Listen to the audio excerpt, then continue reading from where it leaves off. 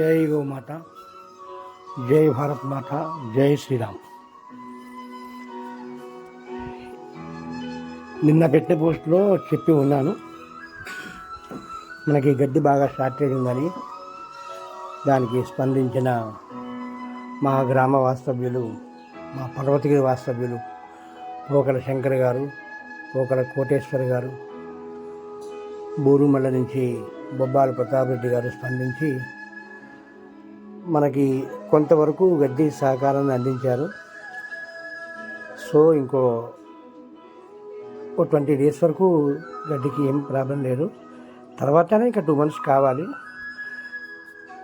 కాబట్టి నేను పెట్టిన పోస్టు చూసిన వాళ్ళు చూసి పక్క పెట్టడం కాకుండా, నేను నిన్నటి పోస్టులో పెట్టిన దాంట్లో నా నెంబర్ ఉంది.